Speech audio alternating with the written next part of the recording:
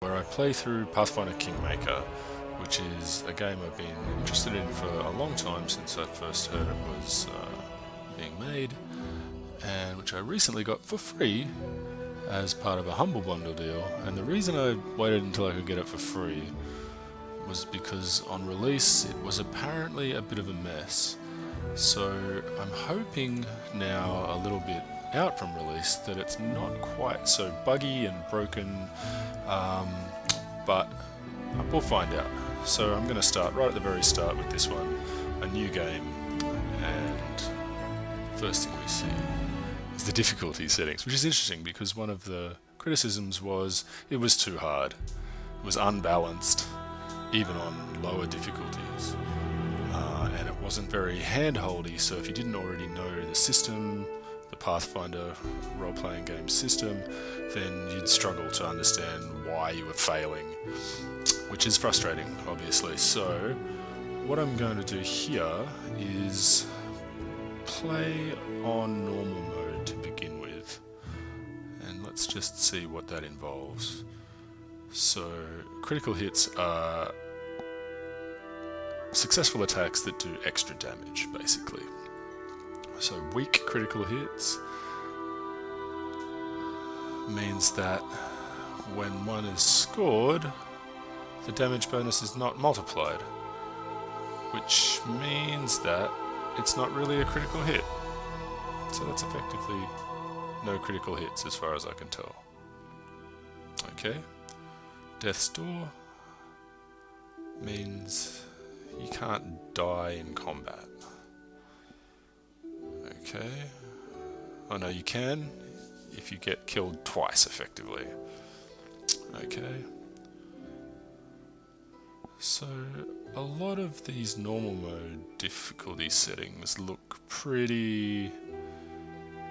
Yeah, so normal mode, you don't receive full damage, it's 20% less damage than normal. I think challenging mode. Okay, normal critical hits, no Death's Door. If you're killed, you're killed. You take full damage from enemies. So enemy stat adjustments. Here, what does this mean? So normal enemies...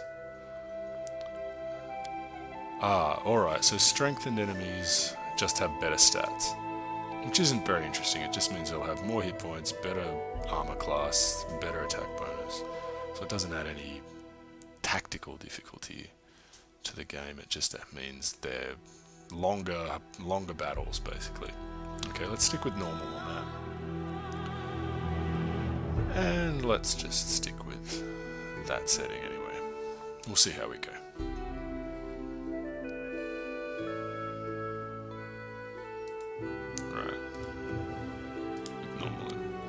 So that's a custom setting. Excellent. Okay, next. We could use a pre-made character. I think a lot of the fun in these games comes from making your own character. So even if you're unfamiliar with the system, it's probably a good idea to just dive in, pick something that seems cool, see how you go with it. You can always start again if you gimp yourself. It's not like it's a lifelong decision, so we'll go with create a new character. It's a nice portrait pack.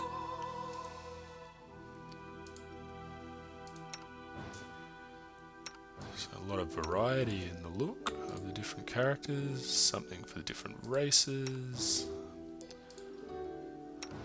male and female. So because this has strong alignment related elements, this game does, meaning the moral choices you make affect the way the game plays out. What I'd like to do for my first playthrough is play a character that has a sort of alignment built in, so that it kind of makes it easier to play a consistent style and see what the game does when you give it that consistent input. So what I'm going to play is a paladin, basically a holy warrior. So I need a portrait and a look that suits that. he looks a little too worried. He looks a little too unsure to be a champion of some god. So I think I'll skip him. Let's just go with this guy. Okay, so here we see we've got a lot of different options. These look to be just stylistic. These are much more significant. These affect your character's stats. And these just are your character's stats. So let's go with someone that's not either really fat or really skinny. Let's go with him. Face. I mean, it doesn't matter, does it? I spent a lot of time looking at his face. Hairstyle. This guy's kind of shaggy. Let's try to find a shaggy hairstyle. There we go. Shaggy. Wonderful. He's got a scruff of a beard, so let's see if we can find a scruffy beard.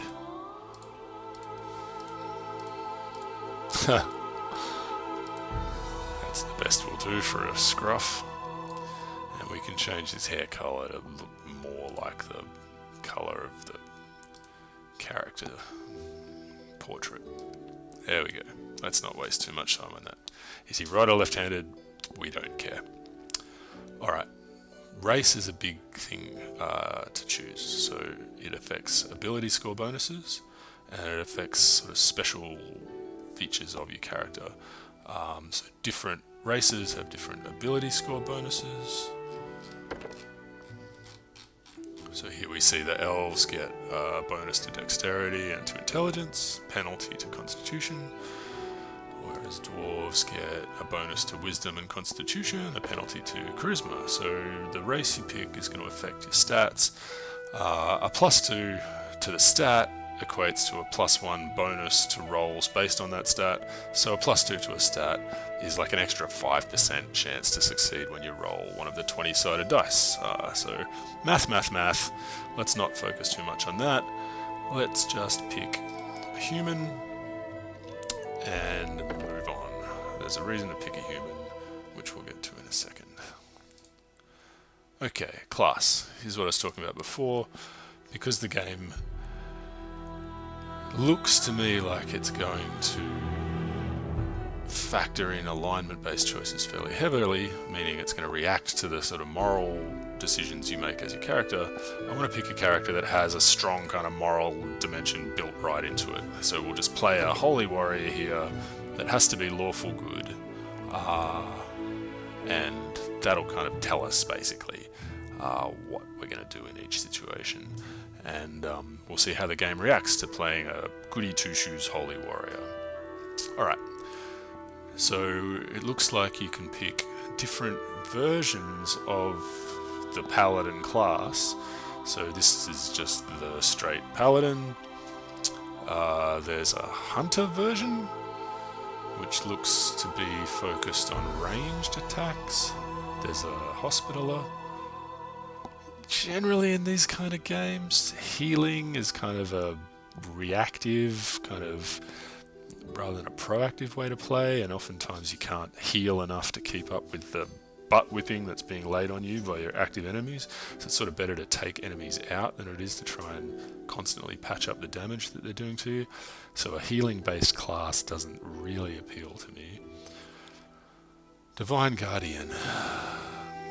So basically a godly bodyguard. No, I don't think so. Let's just play a straight paladin and we'll customize it our own way with feats and with skills when we get to that bit of the process. So here we go, next. Alright, now things get serious. We have to pick our stats and some skills. So rather than roll for stats, which in this sort of computer-based role-playing game I think is just a temptation to keep hitting reroll until you get something really, really good. What they've gone for is an ability point buy system, so we can use this pool of points to improve these statistics.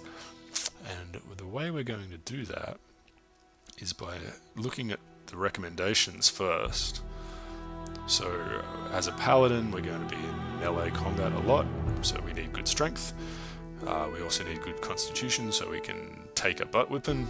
And charisma for a paladin is important because some of their special abilities are based on it. So the effectiveness of their special abilities will be affected by how good their charisma is. So we want strength, constitution, and charisma. The others, not so important. So this is helpful already. The game tells you, if you don't have any clue, which statistics you should be putting most of your points into. So we're going to have a strength. Let's go to 14, 14, and 14 to begin with. We see we've already spent more than half of our points. So at this point we have to kind of prioritize. We can't be good at everything. Now dexterity is an important stat, mostly for its effect on armor class, but also for its effect on things like saving throws and initiative in combat. So the better your dexterity, the better your armor class, all else being equal, which it's not, which I'll get to in a second, and the sort of harder it is for certain kinds of attacks to get you. We're going to be wearing heavy armor for the most part, and heavy armor limits the effect that dexterity can have on your armor class. Basically, if you're covered in metal plates, your dodginess is not as good, which makes sense. So we're actually going to stick with a 10 for dexterity for now. Intelligence, another one that doesn't really matter to a paladin. I'm actually going to drop this to get a few more points to spend on things that matter more to us. Wisdom, as the little dots indicate, it's not one of our sort of most important stats, but it is important for a couple of reasons. One is it affects your will saving throws, and the effects for which a will save is called can be really bad. They can be things like being charmed, so you get turned against your own party, things like being put to sleep or confused or held in place, helpless. So failing a will save is a pretty bad thing. So we're going to crank this up a bit to give us that bonus there. Now we've still got 7 points to play with, and we've also got this, which is our human racial bonus. That's a floating +2 we can put on any stat we like. So what we'll do is bump strength up 2 more, and we'll bump charisma up 1 more, and then we'll put our racial bonus on strength.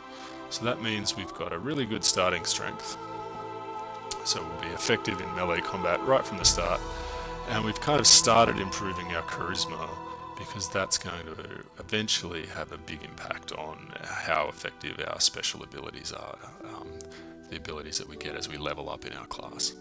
And as you level up as a character, you can get more points to spend on these. So we'll chuck the first of those onto charisma when it comes along, and that'll help us out. Okay, so next is skill points. Here we've got 2. So the way this gets calculated is you get a number based on your class. For us that's paladin, and then you get a bonus based on your intelligence. For us that's actually a penalty, and because we're human we get 1 extra skill point. So overall we get 2. Paladin's not a particularly skill-based class. Mostly it focuses on melee combat and special abilities, and later on a few spells. But we don't want to waste these, so we want to put them somewhere they'll do us some good.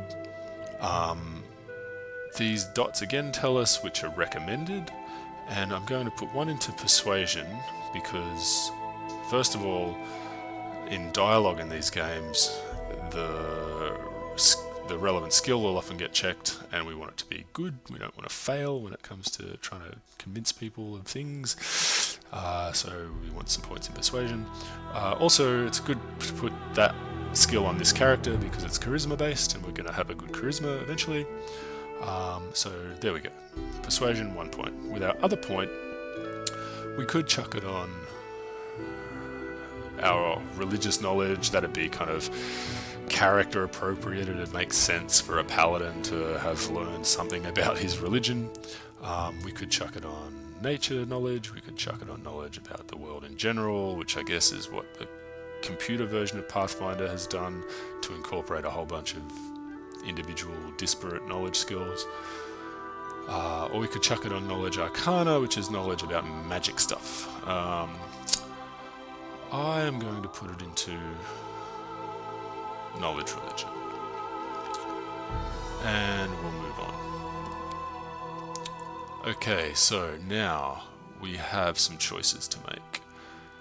At this point, what we're doing is picking feats. Now, feats are kind of ways to customize your character to be better at certain things. So as a paladin, oh look, they've given us some helpful hints here. So they suggest taking weapon focus, which makes us better at hitting with a particular type of weapon.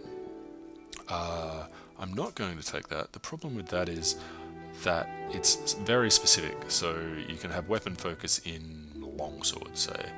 Will we find a longsword? Will we find a good longsword? Will we find a better something else?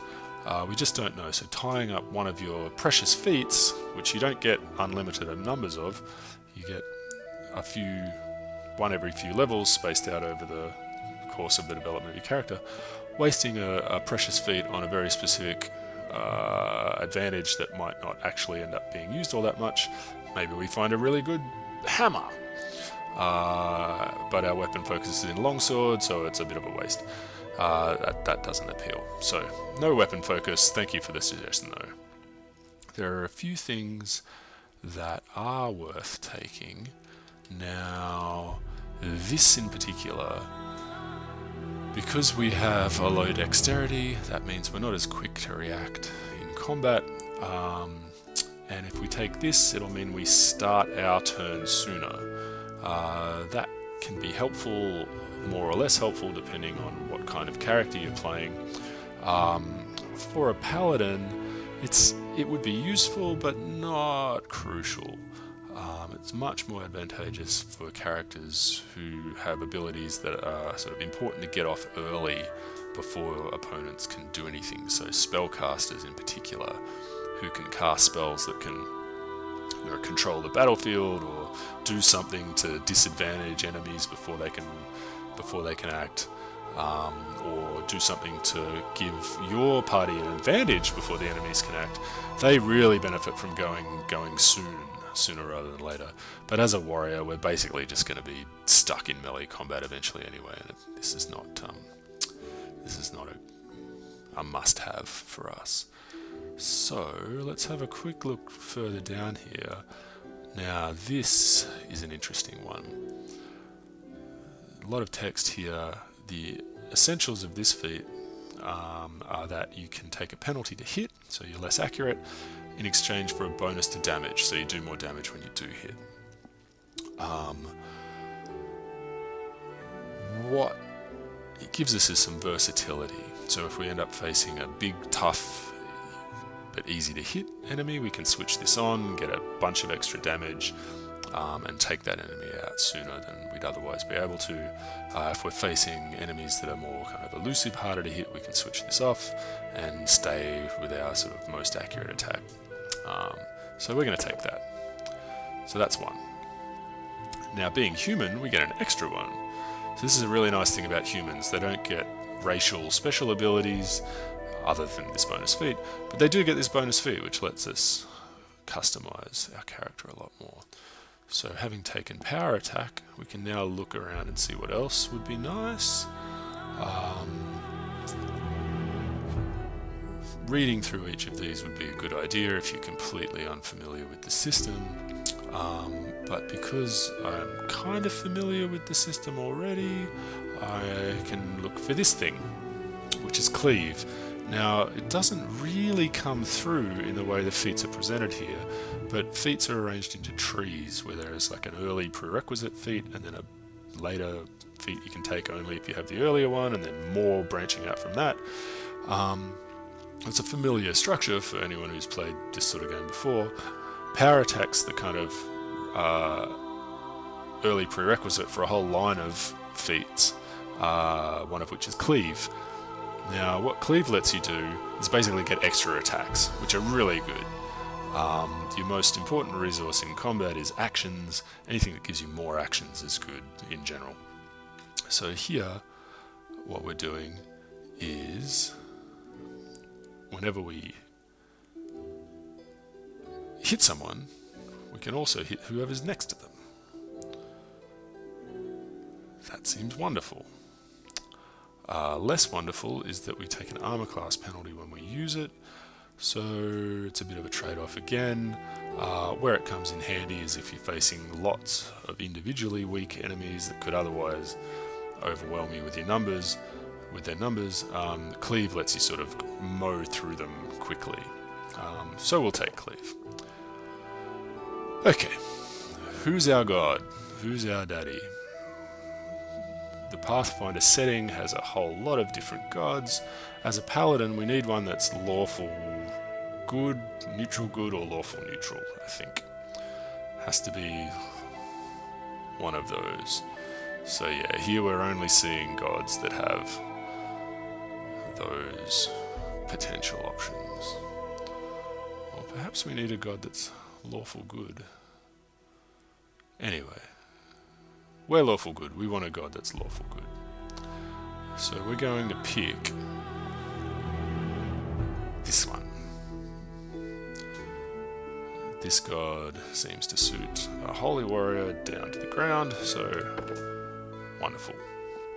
Alright, now we've picked a god, some skills, some feats. We can have a quick look at where we're going with this character in future. So we're starting out with, that's our god, that's our armor and weapon proficiencies, so we can use lots of good weapons and lots of good armor, shields as well. That's our alignment restriction, we have to be lawful good. We're starting with Smite Evil, so here's one of these abilities of the class that are sort of keyed off of Charisma. What this lets us do is, against evil targets, get a bonus to hit based on our Charisma score, and it lets us punch through damage reduction or damage resistance, which can be a real pain in more powerful creatures. So having this as a kind of trump card to play against big nasty evil creatures will be very nice, and that's why we've invested into Charisma, because it affects the effectiveness of this ability. Alright, wonderful. And then in future we have some goodies waiting for us early on in the class, so at 2nd level, 3rd level, 4th level, in quick succession we get a whole bunch of nice new abilities, which I won't carry on about at this point. We'll wait and see what those are when they turn up. Okay. We need a voice. Oh, we need an alignment. That's an easy one. We need a voice and a birthday, apparently. Let's say that's our birthday. Okay, pious. Defeat is not an option. You say what now? Our time has come. This is my path. Let's go for brave. Alright. Oh, a name. A good name for a holy warrior. Let's call him Joseph. I won't give up. Alright. Could have sworn we changed the colour of his hair. Not that it matters, and that we gave him a bit of a beard scruff. Again, not that it matters, but that is interesting that it seems to have referred it to default. Alright, not to worry. Let's press on.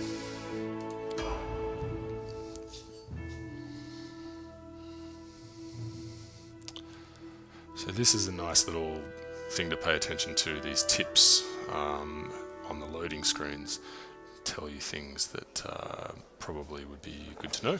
Our story started at the mansion of an Aldori sword lord.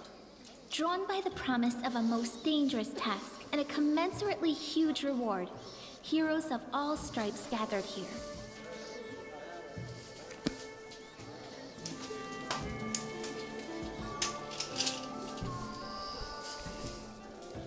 Where are they? This is taking forever. They didn't even say what this was for, just that the Aldori were looking for heroes. Who are the Aldori anyway? Rich folk? Alright. We have our first interaction. Waiting in a quite nice looking room here, amongst an assortment of interesting types. One of whom is Amiri, who's apparently impatient for the arrival of these Aldori. Okay. If you can't be patient, no one's keeping you here. Just go back to your mountains or whatever hole you crawled out of. The Aldori Sword Lords run the premier school for the dueling arts. They're also the richest and most influential group in this part of Brevoy. Take that tone with them, and they'll teach you some manners pretty quickly. Okay. So, some verbal sparring between some other characters. Tartuccio, who is some kind of non-human. All right, you purple toad, just shut your trap. And if you can't, I'll help you. Oh, good. I can almost see the player character behind this character sitting at the table with an attitude problem. Wonderful. Amiri. I kind of like her already. Hush! Quiet! They're coming. Alright, let's see who they are.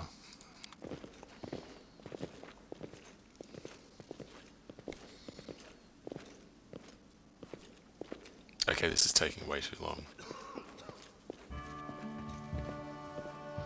Greetings, everyone.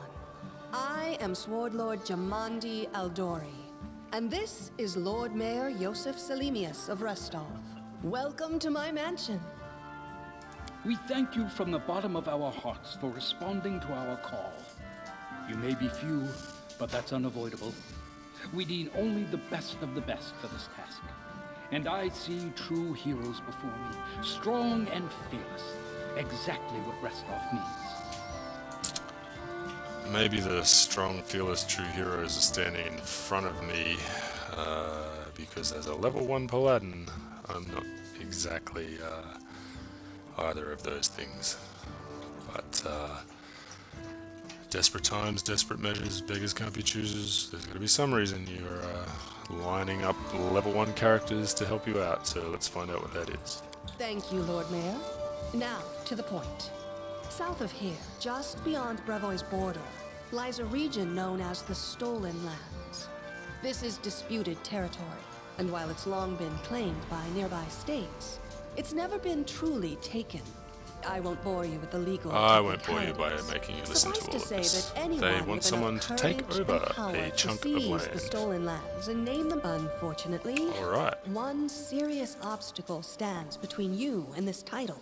A gang of bandits holds sway in the Stolen Lands. Their chief, who they call the Stag Lord, considers himself the That is rightful an owner of these unfortunate lands, name. and no one has yet been able to In a challenge game his pitched power. Bring me his head, at and you'll be an able to overwhelmingly return to the male Stolen audience. Lands as their legal ruler. Any I can't question? help but think the Stag Lord is going to raise more chuckles than shivers of worried anticipation. Alright, this Stag Lord is our problem if we want to claim those lands. What question would we ask here as a pious, brave, holy warrior who's been called upon to help? Well, maybe we wouldn't ask any questions at all. We've heard what we need to know. Let's get on with it. Excellent. You venture forth tomorrow. For now, you can take some time to get to know one another better. Or you can head straight to your guest rooms to get some rest. You'll find we've already prepared supplies for you there. And thank you again for agreeing to take part in this expedition. I wish you luck. Why, thank you. Thank you again, with all my heart, for replying to this call. The flare in Yes, your yes, eyes nice pep reveals your talk. courage. The Hi, my name's Lindsay. I'm a bard, though this is my first real adventure. So, shall we go teach this Stag Lord a lesson? Alright, so how do we respond to an approach from an enthusiastic, seemingly slightly naive bard? Well, how about like we've got a bit of a stick up our butt by just telling her our name? Likewise. Actually, I also wanted to ask you something. How do you feel about this Tartuccio fellow? I think he's pretty obnoxious personally. He appointed himself head of the team, and he's just after the Baron's crown, or whatever it is Barons wear. Doesn't matter. Good question. I don't like him. I think you should be team leader. When I first saw you, I couldn't help but think, now here's a real hero. Someone who'll be praised in poems and songs. This is the person I'll write my book about. Interesting. So she's probably going to end up being one of the NPCs in our party.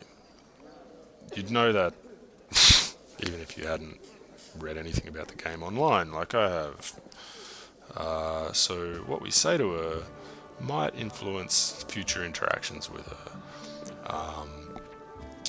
So in the extreme case, if we sort of constantly disagree with her or express attitudes at odds with her own, she might leave us.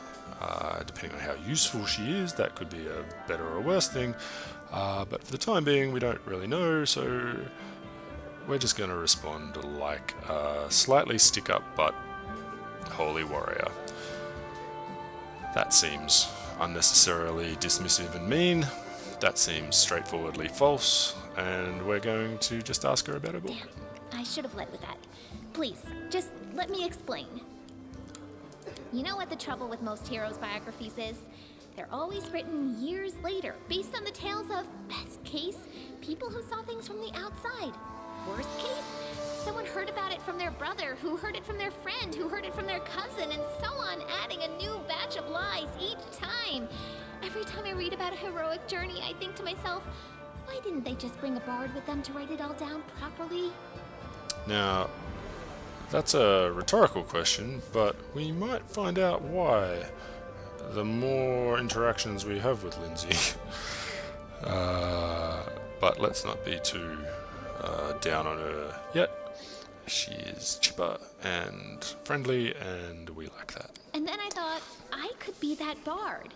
I just needed to find a suitable hero and volunteer to follow along on their glorious adventure. A great plan, huh? And here we are, with a heroic journey lying before us. Who's going to be the hero? Some dwarf who keeps muttering about how we'll all die? Or maybe that horrific scythe lady? Or, God's forbid, Tartuccio? No way. Alright, so she's picked out a few of the other characters that are surrounding us here. What do we say to that? That sounds a bit arrogant, boasty for a holy warrior. I think we'll go here. He is maybe personally a little odious, but he's certainly nothing that we would object to. Really? Well, alright. But I hope you change your mind. Alright. I'm going to my room to write about tonight. See you in the morning. Alright. So we're getting Lindsay's scribblings as our diary. It's a nice conceit, rather than having a magical diary that just updates itself. Okay, so some basic tutorial pop-ups here. Click to go somewhere. Great. Let's go this way. Alright. Scrolling to the edge, mousing to the edge of the screen and dragging has always kind of worked better for me. Middle mouse also works. That's actually quite sensitive. So good. Lots of options for controlling where we're going and what we're looking at. Speaking of where we're going, where are we going? Oh, exit. Wonderful. Oh, that's nice. Okay.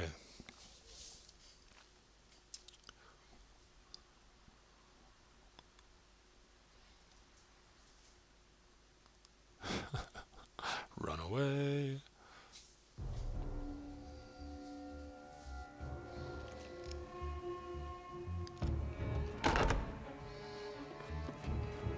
Help! Help! The mansion's under attack. We need to help. Indeed we do. Some villains broke in and started killing everyone. I barely made it. Hurry, we have to help the guards fight off the attackers or we'll all be cut down one by one. Someone's having a bad day. Alright, let's go. No. Oh. Let's have our first little scripted encounter and a lesson on combat. Alright, so it gives you some explanation here of how combat works. Random number generation using a virtual d20. This is initiative, like I was talking about when I'm picking feats. Higher is better, typically. What else? Right, so to hurt your opponents, you need to hit them, and then you need to do some damage. And that's complicated by their armor class, which is based on their equipment, like armor, their dexterity bonus, different abilities. They don't mention spells there, but that's another important influence on armor class in some cases. So,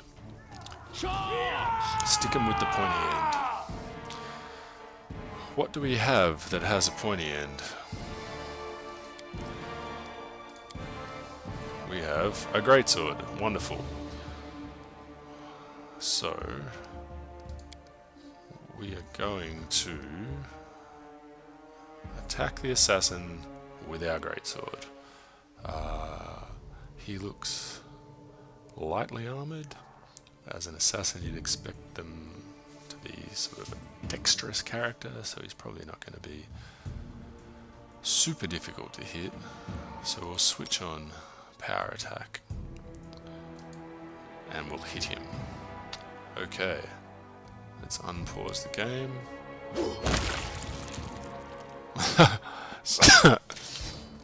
Well, that went well. That was a critical hit on our first attack roll against an armor class of 7, which is pathetic, which is actually really hard to see how we could have an armor class that bad.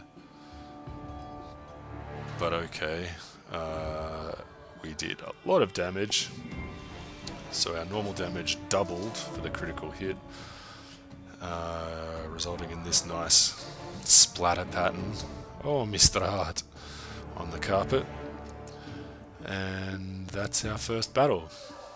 So, holding tab to highlight interactive objects is a really nice feature. It stops you having to mouse over every tiny thing to see if it's something you can do something with. So here we'll interact with his rib cage. Collects a dagger and some armor. Wonderful. That makes me wonder what I'm already wearing. Adventures await. So we can open our inventory by right-clicking and then selecting it there, or there's probably a hotkey, I. So at the moment we're wearing Scale Mail, which gives us a 5-point bonus to our armor class, restricts us to a maximum dexterity bonus of +3, and weighs 30 pounds. So, nice. So this gives us a comparison. We don't have to remember the scale mail, it pops up as our already equipped armor, and we can just look and compare. So it's worse armor class bonus, slightly better armor check penalty, not that that matters a lot to us, and slightly better maximum dexterity permitted, maximum dexterity bonus permitted, again not that that matters much to us. So we'll stick with our scale mail for now. Alright, let's catch up with Lindsay. One thing to check is the auto pause settings.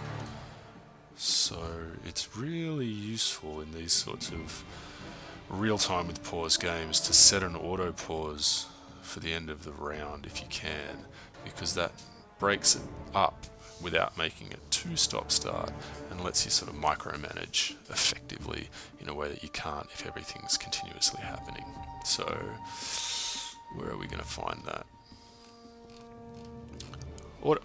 Under auto pause. Wonderful. Okay. Pause when a trap's detected. That's useful because you don't accidentally walk over it before you can stop yourself. Pause when hidden object's detected. Great.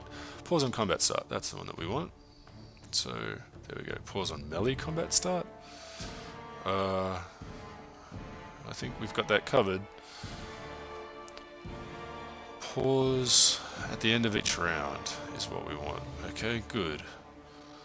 We'll just leave the rest of the auto. Ooh, pause when enemy is spotted is a useful one, because it stops you going closer than spotting range and maybe triggering whatever encounter it is, and gives you a chance to maybe prepare. So pause when enemy is spotted is a useful one too. Yep. Let's save that. Okay. And now let's go find some more trouble. Ah.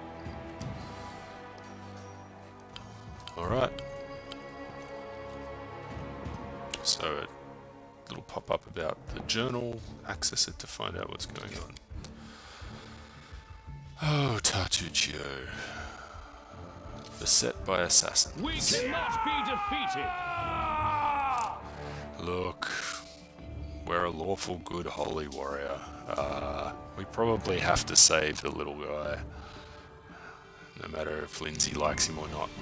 Alright, I am going to turn off the AI, because I find AI in these games to be less than great most of the time, and I'd much rather micromanage my own party members than leave it to the computer to do. And in these sorts of games, that's the fun bit, maximizing your party's effectiveness by managing their actions. So that's what we'll do. What are we going to do? So I've lost initiative here with only 11. So these guys will get to act before me. Lindsay will go first of all though with a 20. So what can she do? At the moment it looks like she's attacking him. So let's stop both of you doing anything, and then we'll decide what you're going to do. Lindsay, I want you to... Oh, I can't actually control her. Oh, okay. In that case, what am I doing? I am going to charge. When in doubt, charge. That gives us a nice bonus to hit, and hopefully the armor class penalty won't matter because we'll take them out on the first attack. We're going to keep power attack switched on because the bonus to hit... Hang on. Oh, cleave. That's cleave, not power attack. Wonderful. Okay, power attack switched on, and we're charging. Do it.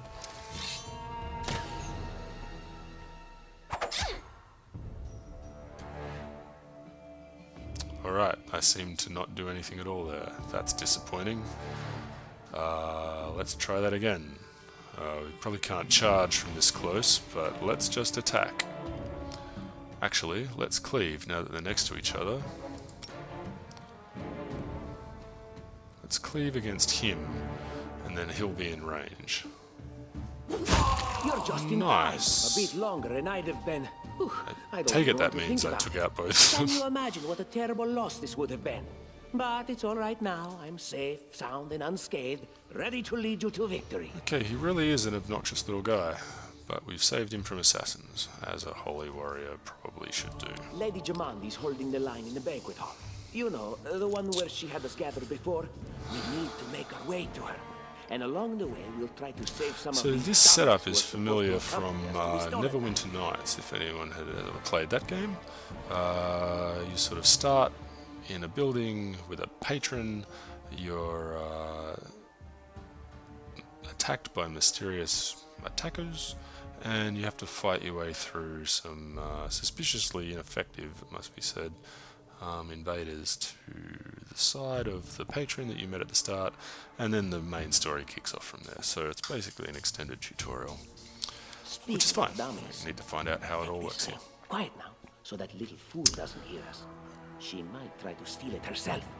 It's magical. It'll protect you. You'll need it while you work to defend me. Right. So, never looked a gift gnome in the ring? Sounds like good advice. So let's jump into our inventory. Actually, before we do that, let's pause. I want to see what happened in that combat. Yeah, so there we go. I cleaved the assassin, hit him, killed him, and Cleave let me hit the assassin next to him. So I got 2 attacks for the price of 1 basically there, which is the action economy thing I was talking about. Instead of having to wait for another round to attack him the next round with my next attack, time in which he might have hit us, I took him and his mate out with the 1 swing essentially, which is really nice. Okay, so Cleave, showing why it's useful already. Yeah, right, so Tartuccio has given us a ring. Let's have a look at this ring, shall we? Equipment. Equipment goes in slots. You have lots of slots. There's lots of different types of equipment. Tartuccio has given us a ring. It's a +1 ring of protection. Gives us a bonus to armor class. So they say deflection bonus. It's important because different items give different kinds of bonuses, and different kinds of bonuses tend to stack as a rule, but bonuses of the same kind don't. So armor gives you an armor bonus to armor class. Dexterity gives you a dodge bonus to armor class. Armor class from dexterity from a dodge bonus stacks with armor class from an armor bonus, stacks with armor class bonus from a deflection bonus. So different types of bonuses are good to have because they all add up. Having multiple of the same kind, typically they don't stack, so this with another ring of protection wouldn't stack to +2 deflection bonus. Dodge is the exception. Dodge bonuses from different sources tend to stack. But this is all getting far too complicated already. Just put the damn ring on. Clearly we're meant to. Let's do that. Alright. Now, what are we doing? We are trying to fight our way to the lady who was talking to us in the big room before, so we can find out what's going on. Alright, before we go there, let's see if these guys have anything useful. A dagger, and another dagger. We might as well take 2 daggers. Alright, here's a guy who's had an even worse day than we have so far. He's carrying some gold and some incense. Basically, we're picking up everything because who knows what we might need. Let's have a look in here. We have a rather well-appointed room with a bookshelf, which we can have a look in. Looking at maps, gold, and books in the bookshelf, which makes a certain kind of sense. Now, one thing to consider is whether your holy warrior paladin would spend time rifling through bookshelves and taking whatever it was he finds while he's meant to be finding out what's going on with mysterious attackers. Here's a little conceit of mine. I like to use my non-paladin character to do the incidental looting. It has no game effect at all, but it just makes more sense in my little brain that Lindsay the Inquisitive Bard would be the one taking the books and the maps off the bookshelf as we happen to go past than Joseph, our holy warrior stick-up butt type. So, that looks like our only option here is that's not interactable, so no point going that way. Companions, we'll get a lot eventually, up to 6, well 5, and us. We can select them collectively or individually, order them around. Excellent, good to know. Tartuccio, stop staring at the door. Whoa, why are you going that far? Now the other thing we can do, since that reminds me, is set a marching order. And the idea here is to have your custom. Have your vulnerable ones at the back and your kind of tough, you know, well protected ones at the front. So let's do that. Let's check what Tartuccio can do. So he's a spellcaster. Wonderful. He's got a range of spells. My patience is running thin. He is level 1, of course. He's got very poor strength, being a gnome. He's chaotic evil. Okay, that's a problem for my paladin. He shouldn't be hanging out with such horrible little people. But I guess we don't have a choice at the moment. We can't kick him from the party, and we probably can't kill him just for being chaotic evil. He has a fantastic charisma, which is important for a sorcerer who is a spellcasting class whose spellcasting ability is based on their sort of intuitive understanding of magic rather than on learning stuff from books, like a wizard. Alright, so he's a little sorcerer, an evil little sorcerer, who can do evil little sorcerer things to our enemies until he his sudden but inevitable betrayal. Alright, so we've just hit that auto pause, which is what I'd set before because we've spotted an enemy. So I'm going to get him to stop here and even back up a little bit out of sight, hopefully, so that we can get ready. So we're going to set Lindsay up here, and we're going to set Tartuccio up here, so that when I jump out to here,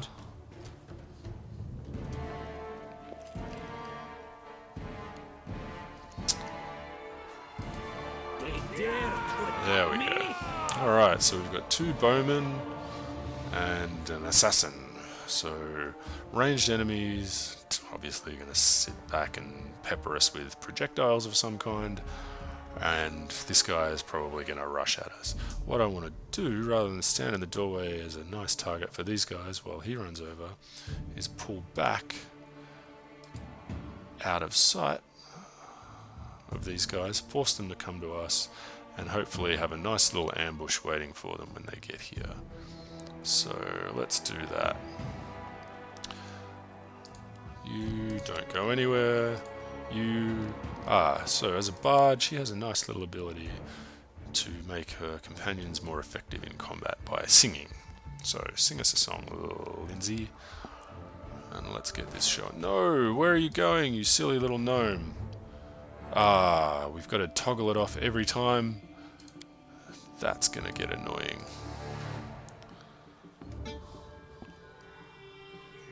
Yes, they can cast spells. Wonderful. So, spells and abilities show up in these hot slots, selectable right from this main interface. Okay, so that's a nice twist. See, I'd rather just make it turn-based in effect by setting the auto pause, but if you prefer like free-flowing, more kind of less stop-starty one, but still be able to control them with some precision, then that's a nice feature. Alright. So we want... so now that we've drawn him out, I want you to attack him. I want Tartuccio to pull back into position for a spell if he can manage it. Oh, well that ruined our fun, didn't it? Took them out way too quickly. Let's see if we can set up a nice little something here.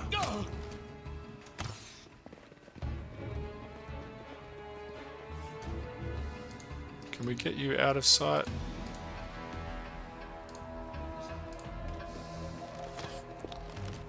So you seem to be shooting through walls here, which is annoying. Alright. So this is not working. I'm getting shot full of arrows in exactly the way I didn't want to be.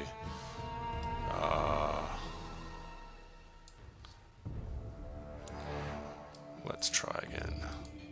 Let's get these guys to here, get you out to here, and let's set up this.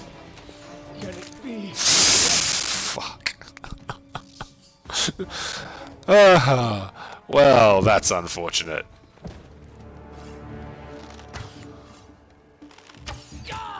And that's the end of him. Joseph is dead. Trying to get a little too tricky and set up a nice little spellcaster situation. He got pincushioned by some very unimpressively low-level assassins. let's jump out of here, back to the main menu, and call it a night for the first session.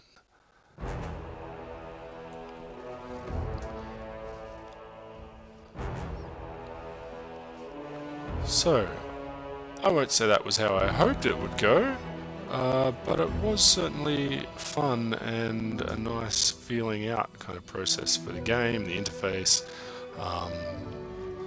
Maybe I won't muck around quite so much with the enemies next time, trying to set up a little sorcerer area of effect burning hands ambush, just because that would be cool.